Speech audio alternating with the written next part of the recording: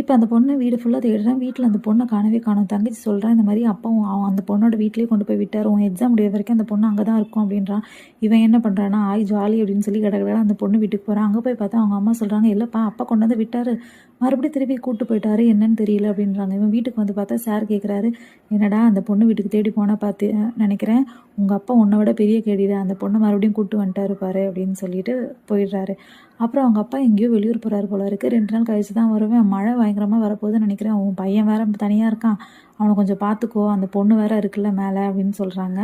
இவன் என்ன பண்ணுறான்னா, நைட்டு நல்லா இருட்டில் மழை பெஞ்சிட்ருக்கு, அவனுக்கா அந்த பொண்ணு கூட போயிட்டு அவன் பயங்கரமாக க்ளோஸாக இருக்கான்.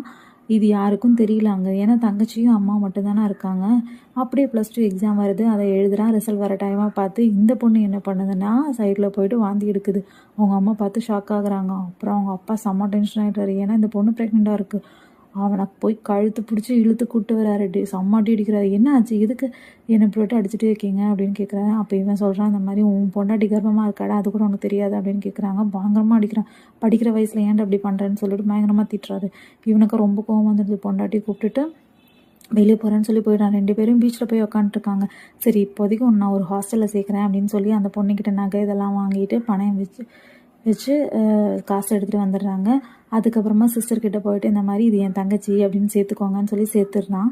இங்கே சார் வந்து அவங்க அப்பாவை வந்து பயங்கரமாக திட்டுறாரு. இவன் பீச்சில் நைட்டு படுத்துட்டு இருக்கான். அந்த பொண்ணு ஹாஸ்டலில் நிம்மதியாக படுத்துட்ருக்கு, ஆனாலும் கவலையாக தான் இருக்குது. சரி இவனா பாட்டு கூத்துன்னு கனவுல பயங்கரமாக என்ஜாய் பண்ணுறான். அடுத்த நாள் வந்து ஒருத்தர்கிட்ட போயிட்டு ஜாப் பற்றி பேசிகிட்டு இருக்கான். அவர் சொல்கிறாரு, ஜாபுக்கு டெபாசிட் பணம் வேணும்ப்பா, இல்லைனா ஒன்றுமே பண்ண முடியாது அப்படிங்கிறான். அப்புறம் இவனுக்கு இப்போ தெரிகிற பெயிண்டிங் வேலையை வச்சு ஒருத்தங்கிட்ட வேலை வாங்குறான். அவனுக்கு அந்த பெயிண்டிங்லாம் பிடிச்சிருக்கு, ஆனால் இன்னும் கொஞ்சம் இம்ப்ரூவ்மெண்ட் வேணும், இருந்தாலும் உன்னை நான் சேர்த்துக்கிறேன் அப்படின்னு சொல்லிடுறான். இந்த பக்கம் இந்த பொண்ணு மயங்கி விழுந்திருக்கு போல இருக்குது. டாக்டரை கூப்பிடுறாங்க சிஸ்டர்கிட்ட. டாக்டர் சொல்லி இந்த பொண்ணு ப்ரெக்னெண்ட்டாக இருக்குது அப்படின்னு சொல்கிறாங்க. அப்போ தான் சிஸ்டருக்கு தெரிய வருது, ஓ இவங்க ஹஸ்பண்ட் அண்ட் ஒய்ஃப் போல இருக்குது அப்படின்னு சொல்லி இந்த பொண்ணை வெளியே அனுப்பிடுறான்.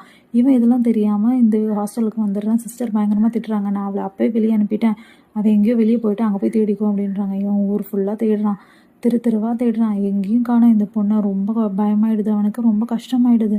அப்படியே பீச் சைடில் எல்லாத்தையும் தேடி பீச்சில் உட்காந்து அழுதுட்டு இருந்தான். அப்போ தான் அவங்க சார் வராரு. சார் சொன்னார், இந்த மாதிரி நான் வந்து உன்னை தேடி தான் இந்த பக்கமாக வந்தேன், அப்போ பஸ் ஸ்டாப்பில் தான் இந்த பொண்ணை பார்த்தேன், தனியாக என்ன அழுதுட்டு இருந்தது அப்படின்னு சொல்கிறாங்க. சரின்ட்டு இவங்க 2 பேரும் கொஞ்சிக்கிறாங்க.